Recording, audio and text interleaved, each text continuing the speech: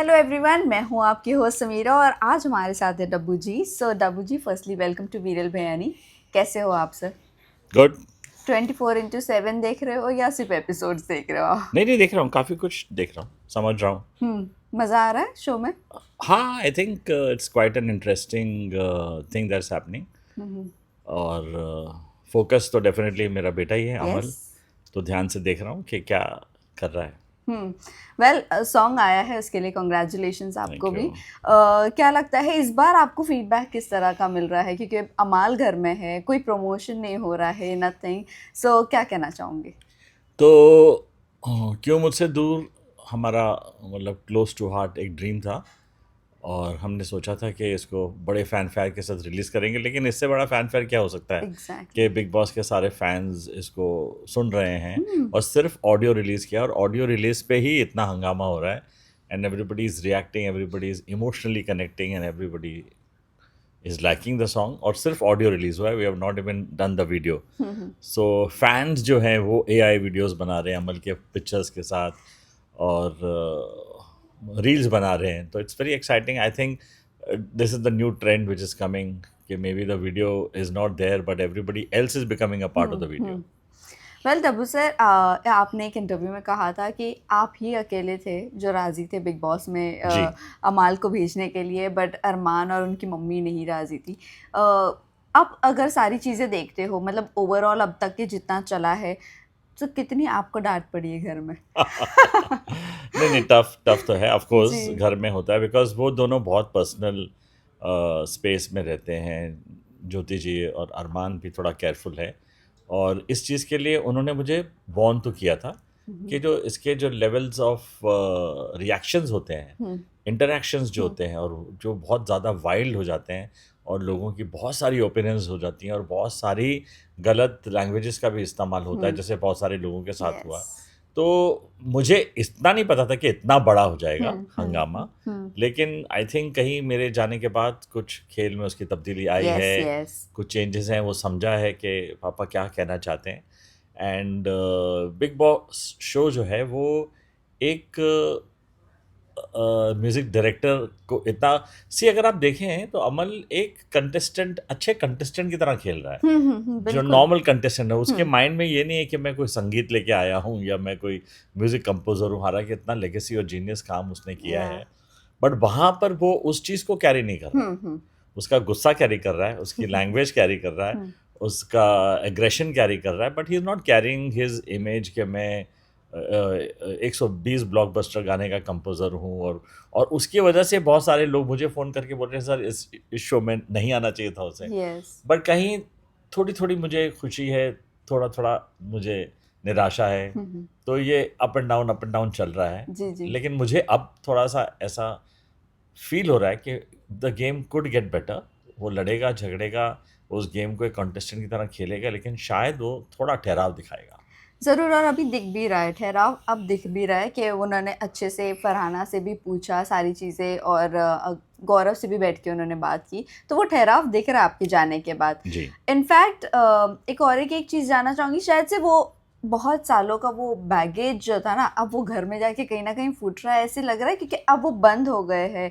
तो आपको लग रहा है वो इतना डिप्रेशन और वो सारी चीज़ें दिमाग में थी, तो वो शायद से अब सी गुस्सा हमारी निकलना, ऐसे हमारी लगता है? रिलेशनशिप, मेरी और अमल की रिलेशनशिप में कोई भी कन्वर्सेशन में कमी नहीं रही है। जी। ठीक है, we always been open. And secondly, Amaal की कोई भी चीज़ को आज हम लोगों ने कभी हाइड नहीं किया है। वो ऑलरेडी ओपन था। वो ऑलरेडी अब बिग बॉस में ज़्यादा दिखता है, कि चाहे उसका वो ब्रीदिंग का इशू या। है, जहाँ उसका स्लीप एपनिया उसने पहना है, जहाँ करेक्ट। जहाँ उसकी मसल ट्रेनिंग की वजह से उसके पेन होती है। तो जो सारी चीज़ें उसके साथ हो रही हैं, including his tension on the way he has been seen 2-3 bouts of depression, and किस तरह से उसने हैंडल किया, तो वो तो आउट इन द ओपन है। और हम एज फादर एंड सन, मैंने उसका साथ या साइड कभी छोड़ा नहीं है। तो जी। हमारी कन्वर्सेशन चलती रहती है, हम लोग बातें करते रहते हैं। And we are two of a kind, we both father and son are very similar. जैसे हमारी अगर आवाज़ें सिमिलर हैं, तो हमारे यस। जो अंदरूनी फीलिंग्स हैं वो भी काफ़ी सिमिलर हैं। We understand each other, and keeping fingers cross के एक ज़िंदगी है, छोटी सी ज़िंदगी है। उस ज़िंदगी में खट्टी मीठी चीज़ें होती रहती हैं। और बिग बॉस तो आई थिंक एक बहुत बड़ा ट्रेनिंग ग्राउंड है। आप देखो किस तरह से लोग फ्लोर क्लीन कर रहे हैं, बर्तन मांज रहे हैं, यस खाना पका रहे हैं, अपने ईगो को परे हटा के। अब वो जो एग्रेशंस क्रिएट होते हैं, जो लड़ाइयाँ क्रिएट होती हैं, उसके बहुत सारे कारण हो सकते हैं, लेकिन बच्चे अपने तरफ से बहुत ज़्यादा मेहनत करें। It's like a proper political house, यानी कि वहाँ पे सब लोग अपने माइंड की गेम्स भी खेल रहे हैं, फिजिकल गेम्स भी यस खेल रहे हैं, एग्रेशन भी खेल रहे हैं, और सब पे लागू हो। और मैं बार बार ये कहता हूँ कि मैं सब बच्चों को, सब लोगों को एक माँ बाप की नज़र से देखता हूँ। मतलब मैं सिर्फ अपने बेटे को नहीं देख रहा हूँ, फोकस है उस पर जी कि वो अच्छी तरह खेले, लेकिन मैं सब बच्चों को उनके माँ बाप की नज़र से देखता हूँ। सो मेरे लिए तो कोई भी ऐसा नहीं है कि आप इसको हटा दो, इसके अगेंस्ट मत बात करो, ये पॉलिटिक्स कर रहा है। सब खेल रहे हैं, सबका खेल है, मैं हमेशा कह रहा हूँ। एंड हर एक इंसान चाहता है कि ही शुड बी नोटिस्ड, या अपने उसकी खुद की एक पोजीशन ज़्यादा स्ट्रांग हो दूसरे से, तो वो करेक्ट तो सेल्फिश होगा ही हर बच्चा अपने अपने तरफ से। लेकिन मुझे तो सबसे बहुत प्यार है, मैं तो आई एम वेटिंग कि जब ये शो ख़त्म होगा सबको मैं अपने घर में सो बुलाकर स्वीट पार्टी करूँगा। वेल कुछ बातें जो भी कही थी अमाल ने घर में, आप उस पे कितनी बातों पे आप अग्री करते हो? एज एन आपको लगता है कि वो सही प्लेटफॉर्म था उनको सारी चीज़ें बोलने देखिए की, लाइक वो आपका डिप्रेशन हुआ वो उनका साइकोलॉजिकली जी जब वो वहाँ पर बिग बॉस में आया था, हमारी बहुत सारी बातें हुई, क्योंकि क्या हुआ, ये और भी बेटर ट्रेनिंग हो सकती थी। हम लोग तो करने ही वाले नहीं थे लास्ट मोमेंट तक, जी जैसा सब जानते हैं। ऐसा लगता है कि जो पॉइंट ऑफ व्यू उसके माइंड में हम डाल सकते थे, अगर हम 15 दिन पहले प्लानिंग करते, वो लास्ट डे तक भी he was not confirmed, in the oh sense हाँ नहीं जाना चाहता था वो, तो उसको डाउट आ गया था। एंड देन प्रेशर था मम्मी का भी और अरमान का भी कि भैया ये हमारे लिए प्लेटफॉर्म नहीं है, जी एंड इसमें बहुत सारी ऐसी चीज़ें हो जाएंगी जिसको हम लोग कंट्रोल नहीं कर पाएंगे। तो they were right, and at to some extent, जी but I am the happiest father, because मुझे अपने बेटे को स्क्रीन पे देखना, उसकी ये सारी चीज़ें उसके बीबी रेडियो पे गाना सुनना, उसकी सारी कंपोजिशन सुनना, तो मैं कुछ और टैंजेंट पे चला गया। वो सही है गलत है मुझे पता नहीं, but I am loving it. But कहीं ना कहीं एक अच्छा अमाल और निखर कर आने वाला है बाहर, ऐसे लगता है। यही मैं डोंट चाहता हूँ कि यस ऐसा ऐसा समा बांधे वो और ऐसी चीज़ करके निकले कि मैं एक्सपेक्ट तो नहीं कर रहा कि कोई बिग बॉस हाउस में जाएगा तो वहाँ जाने के बाद he will just play a normal game. वो करेक्ट एक्स्ट्रॉर्डनरी गेम ही खेलनी पड़ेगी, या बिकॉज बहुत मुश्किल है जी गेम। और आप समझो एक ही जगह पे रहना है विदाउट एनी आउटिंग, उस जगह पे बनना है, साइकोलॉजिकल प्रेशर, मेंटल प्रेशर, उस चीज़ में से निकल के आना। तो मेरी ख्वाहिश ये है कि by the time he reaches and if he is reading the top 5 और टॉप 3 एंड ऑल दैट, तब तक लोगों की थिंकिंग उसको एक्सेप्ट, अभी थोड़ी सी जो चेंज हुई है, अब लोग उसे समझने लगे। बहुत सारे लोग पैन इंडिया में तो जानते ही नहीं थे कि ये वो चेहरा है, ये जिसने इतने बड़े बड़े संगीत यस बनाए हैं। अब MS धोनी के जो फैंस हैं, जो उनके फ़ैन क्लब्स के जो लोग हैं, बिकॉज इतना हिस्टोरिक म्यूज़िक उसने MS धोनी फिल्म में किया यस था एज अ क्रिएटर। सो वो चीज़ मुझे लगता है कि लोगों को नोटिस करनी चाहिए कि एक आदमी अपनी स्टार क्रिएशन की वैल्यू है ना, वो शो में नहीं लाया। एक कंटेस्टेंट जो गुस्से वाला है, जो जंगली है, जो चिल्ला रहा है, जो चीख रहा है और अपनी पोजीशन बना रहा है, उसकी लैंग्वेज थोड़ी सी रफ हो रही है, तो वो अपने होने का लोगों को एहसास दे रहा है। यस यस करेक्ट तो एक्सपोज भी हो रहा है, लेकिन आई थिंक गेम ऐसी ही है जहाँ पर आपकी खुद की ऑर्गेनिक पर्सनालिटी करेक्ट आती है बाहर। Very true. और अमाल इज अमाल, आई थिंक सो। या आई ऑल्सो फील, मैं अगर एक कॉमन आदमी की तरह से देखूं और अगर जी एक पिता की नज़र से नहीं देखूं, तो डेफिनेटली मुझे कुछ चीज़ों पे उसके गुस्सा भी आएगा कि ये कैसे बातें कर रहा है, क्या बोल रहा है। लेकिन कहीं अंदर से एक आवाज़ आती है कि यार ये कैरेक्टर कुछ अलग है, क्योंकि वो झूठा नहीं दिख रहा है। करेक्ट ठीक है, एब्सोल्युटली आज उसको वो दोगला बोल रहे हैं कि, बट मैं हमेशा ये कहता हूँ लोग समझना चाहिए लोगों को, क्योंकि मैं और आप अगर बैठे हैं तो हम लोग जिस तरह से बात कर रहे हैं वो 4 लोगों के बीच में नहीं करेंगे, बिल्कुल और जो 4 लोगों में जो बात कर रहे हैं वो पूरी पब्लिक के सामने नहीं करेंगे, और जो पब्लिक के सामने कर रहे हैं वो हम घर में अलग पर्सनल हैं। में नहीं। तो ये सारी चीज़ें जो होते हैं बहुत ज़्यादा, वो कोई अलग अलग बातें नहीं कर रहा कि इसको उसके साथ गलत बोल दिया। वो जिस जगह पे बैठा है शायद हर कैरेक्टर आप देखो, चाहे वो दूसरी कैरेक्टर फरहाना भी हो हम्म, और अभिषेक बजाज भी हो या गौरव हो या कनिका मैम हो, अशनूर हो, तो कहीं कहीं अलग अलग जगहों पे अलग अलग तरीके की उनकी कन्वर्सेशन हो रही है। यस। शो की अपनी एक डीएनए है hmm. Which people should understand, but अगर समझ रहे हैं तो ठीक है, नहीं समझ रहे हैं तो फिर लोग एंजॉय करेंगे इनको। वेल लोग समझ रहे, जहाँ तक कि मेरा ख्याल है एज अ व्यूअर, लोग समझ रहे। अब तो आपके जाने के बाद और भी शायद से ज़्यादा अच्छा सुधार आ गया है। वेल सलमान सर की मैं बात करूँगी। उन्होंने कहा था कि मुझे तो पता ही नहीं था कि ये घर में आ भी रहा है बिग बॉस में। हाँ, बिकॉज आई उनको भी थिंक पता सो, था टफ शो है और या एक आर्टिस्ट नहीं आता है सो मुझे ऐसे ऐसा शो में। लगता है कि शायद से उनका ये बोलने का कहना का मतलब ये था कि अगर वो आना चाहता था तो शायद से मैं मना कर देता कि आपके लायक नहीं है शो। एज सच आपको लगा था ये बात नहीं, देखिए, ऐसी? ये बहुत गलत हुआ कहने के लिए। 19 साल से एक शो चल रहा है, हम्म। तो ऑडियंस की जजमेंट अगर ऐसी होती कि वो शो को रिडिक्यूल करना चाहेंगे तो इतना सक्सेसफुल शो होता नहीं। आज आप चाहें ना चाहें, हर आदमी के लब पे बिग बॉस है। बिल्कुल। हर आदमी के पॉइंट ऑफ व्यू हैं, घर घर में, हर घर के अंदर लोग कन्वर्सेशन कर रहे हैं, या कैरेक्टर्स के बारे में बात कर रहे हैं, उसके बारे में बात कर रहे हैं, अरे उसने ऐसा किया। तो अगर वो शो इतना बड़ा सक्सेस नहीं होता और स्टोरी नहीं होती, तो आपको लगता है कि सलमान भाई भी इतने साल उस चीज़ को एंडोर्स करते हैं? नो। ऐसी बात नहीं है। डिफ़िकल्ट शो है, जी। साइकोलॉजिकल शो है, पॉलिटिकल पॉइंट ऑफ व्यू लोगों की शोज़ हैं, बहुत सारी सोशल वैल्यूज़ एंड सारी चीज़ें बाहर निकल के आते हैं, गलत चीज़ें होती हैं, अच्छी चीज़ें होती हैं, लड़ाई। तो ईज़ी नहीं है इसको बिल्कुल। मैन्यूवर करना, बहुत मुश्किल शो है।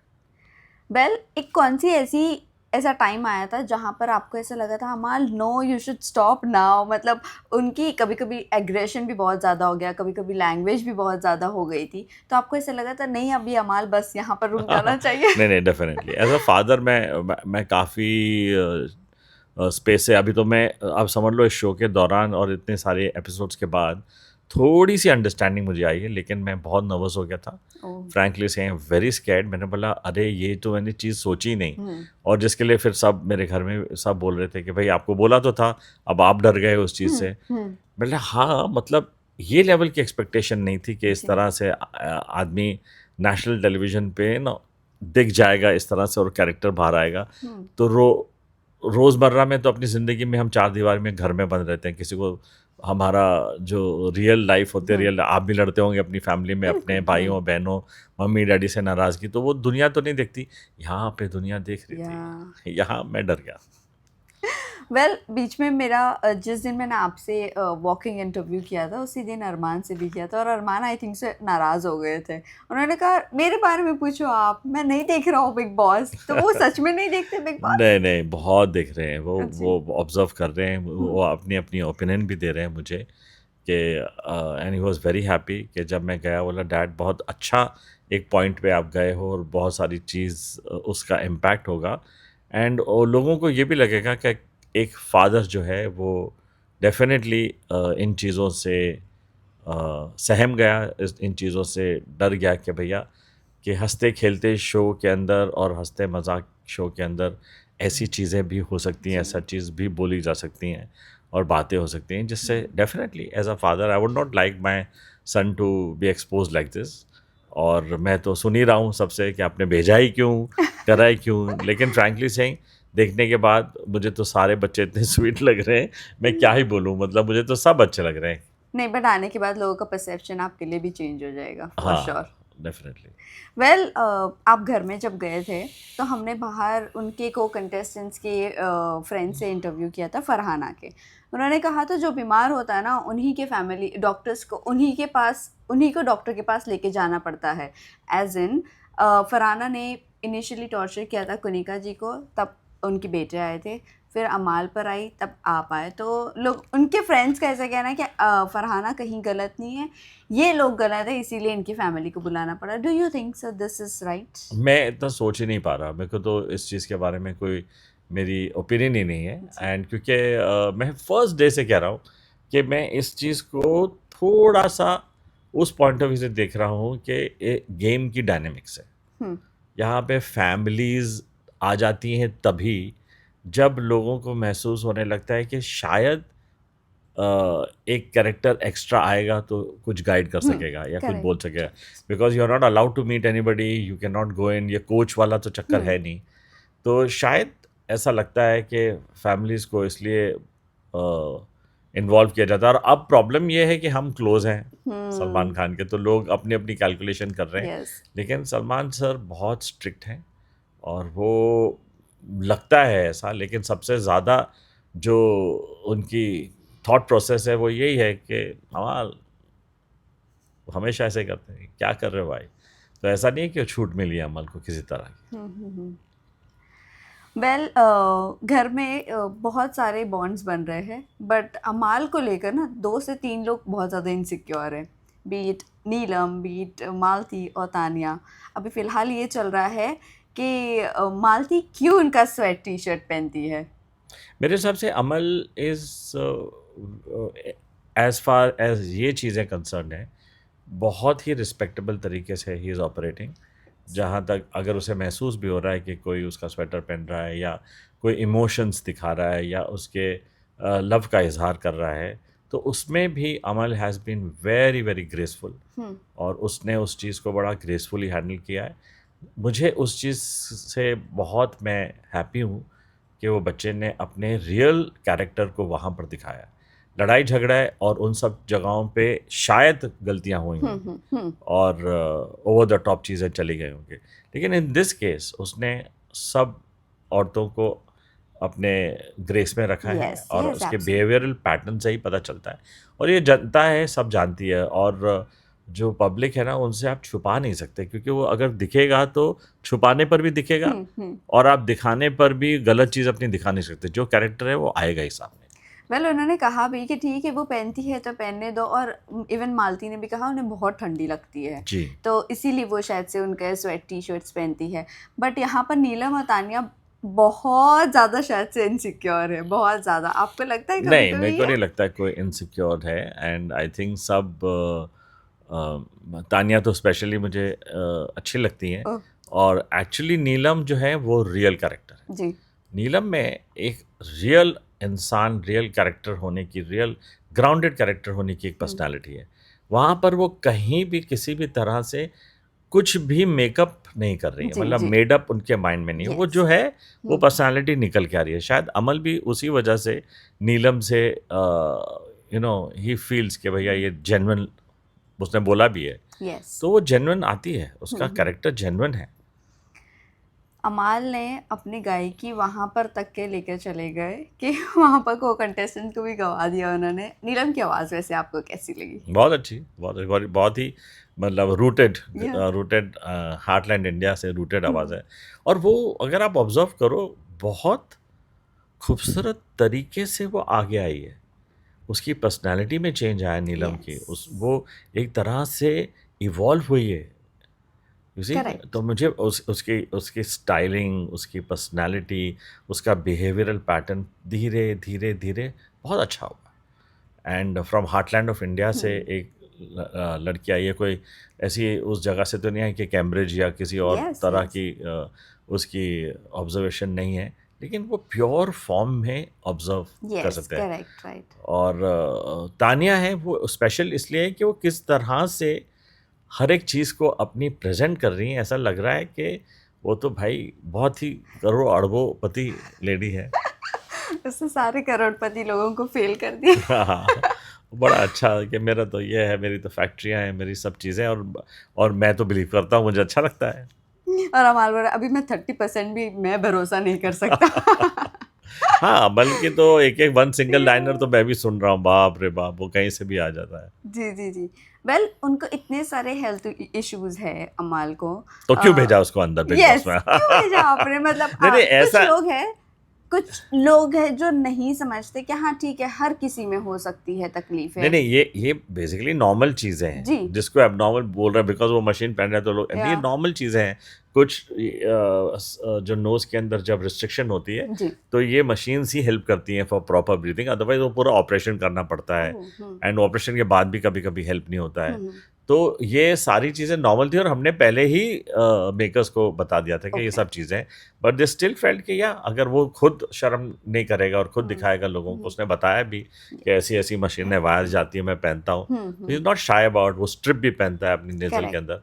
तो वो नॉर्मल था और डेफिनेटली वहाँ पे जाके कोई फुटबॉल तो नहीं खेल रहा और एकदम जिम्नास्टिक्स तो नहीं कर रहे, तो करेक्ट। वो अगर खतरों के खिलाड़ी और ऐसे कितने शोज हैं, वो डिफिकल्ट है, उसको बहुत ऑफर है, बट उसने बोला मैं फिजिकली फिट नहीं हूँ, यहाँ पर उसको लगा शायद हो जाएगा।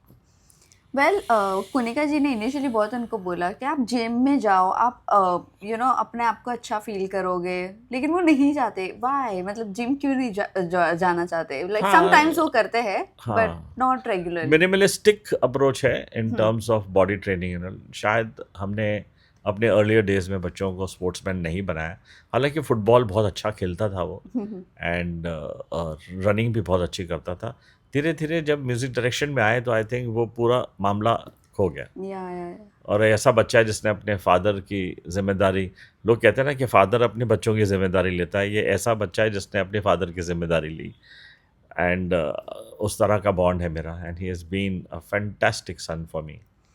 आज अगर मैं हूँ, आज मेरा जो एग्जिस्टेंस है और जो मैं इंटरव्यूज़ दे रहा हूँ और बातें कर रहा हूँ, बड़ी या छोटी, वो मेरे बेटे का बहुत बड़ा कंट्रीब्यूशन है। जी उसने जी। उसने रिसर्च किया, अपने फादर को डिग्निटी दी, इज़्ज़त दिया, शोहरत दिया, नाम दिया, पैसा दिया।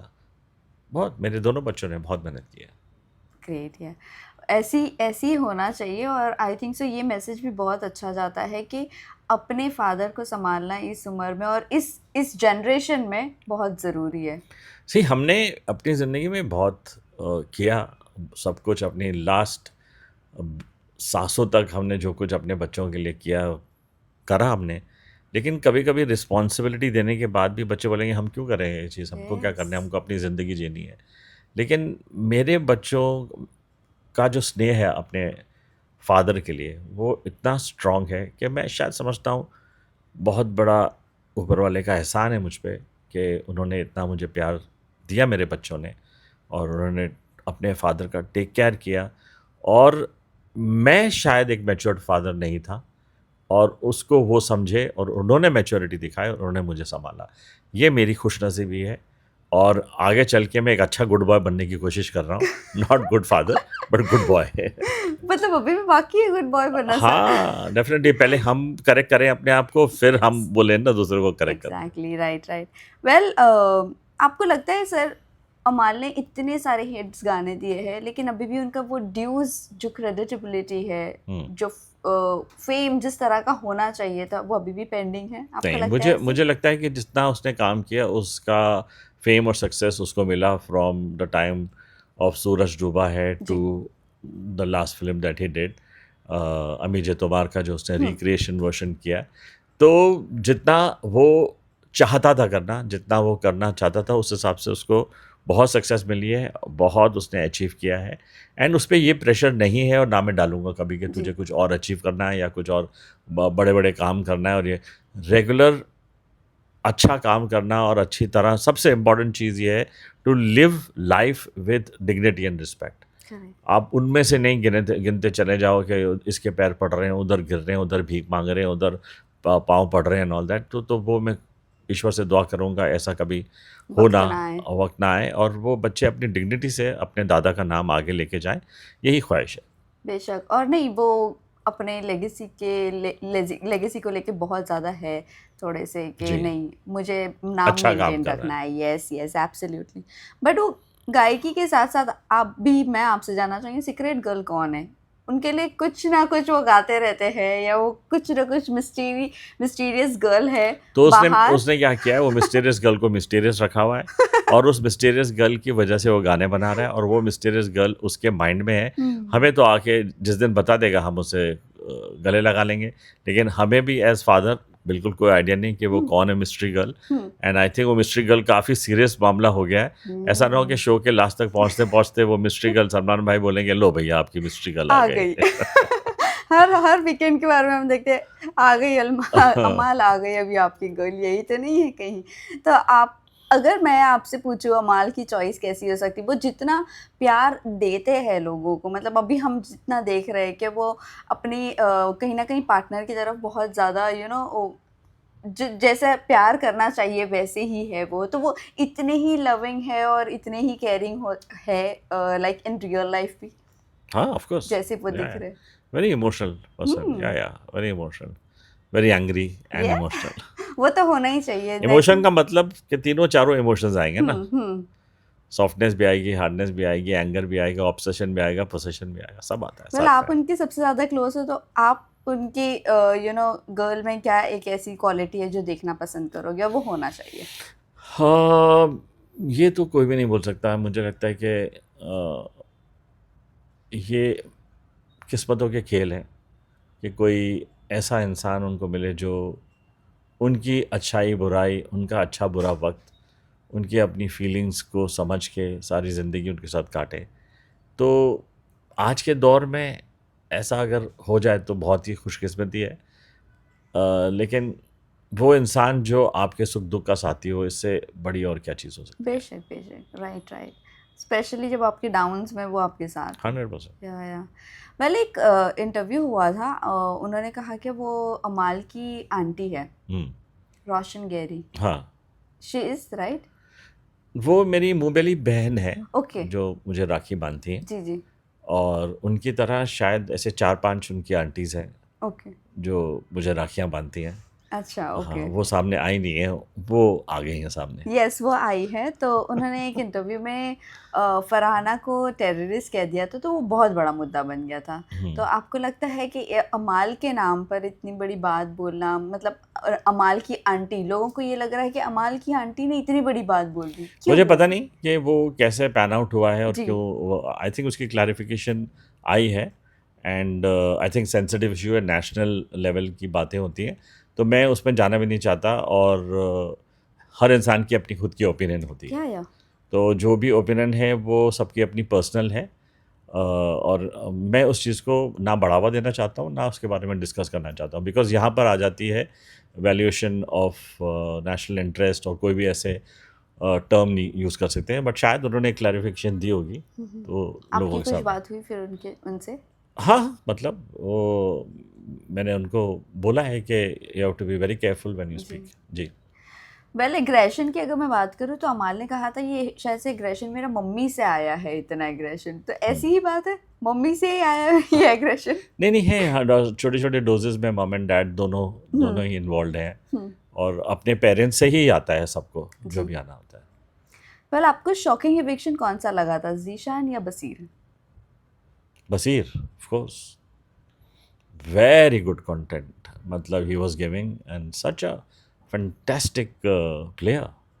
तो वही मैंने किसी को ये भी बताया, मैंने बोला कि बिग बॉस में अभी ये आप बोल नहीं सकते कि कौन, कोई ज़बरदस्ती नहीं है। जैसे लोग बोलते हैं अच्छा ये रहेगा ही, ये तो आगे तक जाएगा, लेकिन जैसे ही बशीर गया मुझे लगा कि यहाँ पर कुछ भी हो सकता है। Yes. It is not an easy game, because बहुत सारे फैक्टर्स हो सकते हैं जो, अब लोग गुस्से भी हैं, नाराज़ भी हैं, बट मेरा तो हॉट फेवरेट था बशीर।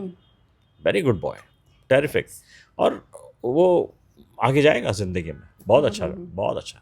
अमाल की कौन सी ऐसी आदत है जो घर में आप देखकर बहुत ज्यादा सरप्राइज हो गए? कौन सी आदत देखी मैंने? यस, और देखकर आप सरप्राइज हुए? मैं वो जो गाने गा रहा है बीबी रेडियो के, मुझे लगा था कि वो ऐसा कोई शाइनेस उसके अंदर है, वो इस तरह से गाएगा नहीं, लेकिन वो पुराने पॉपुलर गाने भी गा रहा है, दूसरे म्यूजिक डायरेक्टर्स के भी गाने गा रहा है, मतलब बड़े बड़े लेजेंड्स के गाने गा रहा है, खुद के गाने गा रहा है, न्यू कंपोजिशन गा रहे हैं, विच रियली सरप्राइज मी कि Amaal went the full length to sing. That really surprise me. Well, he is not that जी। काइंड ऑफ अ पर्सन कि वो हर पल एक्शन बोलो और गाना शुरू करे, नहीं, oh. Very private that way. तो ये सरप्राइज हो गया मैं कि उसने सबके गाने गाए। वेल, जब कॉन्सर्ट भी हुआ था ना, तो कुछ लोग कह रहे थे कि कॉन्सर्ट में अमाल का कॉन्सर्ट रखना चाहिए था बिग बॉस के घर में। तो कौन सा So, रखा और उन्होंने? अल्ताफ राजा अल्ताफ वाला? राजा, यस। ओह अच्छा, दैट वे। यस, लेकिन वो as a contestant he can't do ना, उसके करेक्ट, उसके right right. Contractual point of view से he can't just suddenly start performing and promoting himself. he has to play the contestant. Yes absolutely, why not. Last question जानना चाहूँगी अवैस दरबार को लेकर, if you जी। Are okay.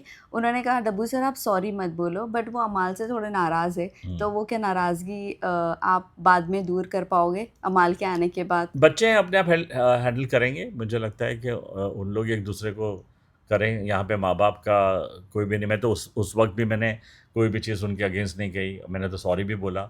और ना बच्चों ने मेरे को फ़ोन भी किया कि आपको अंकल ऐसी बोलने की ज़रूरत ही नहीं है, वी तो love you and all that.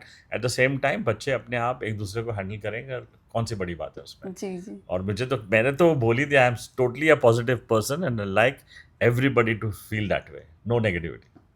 Well आप जब वीकेंड के बारे में आए थे तो आपने ही कहा था कि जब कुछ लोग बोलते हैं तो हर चीज़ पे बिलीव नहीं करना है, मतलब कुछ लोग कान भी भर रहे हैं. और वो चीज़ का क्लैरिफिकेशन सलमान सर ने दिया था दूसरे वीकेंड के बारे में कि नेहल जैसे उनको गलत आकर बोल रही है और वो चीज़ को एक्सेप्ट कर ले रहे थे. वही ये फिलहाल इंटरव्यू ना ऐसा हो रहा है जैसे कि बिग बॉस रिव्यू चल रही है.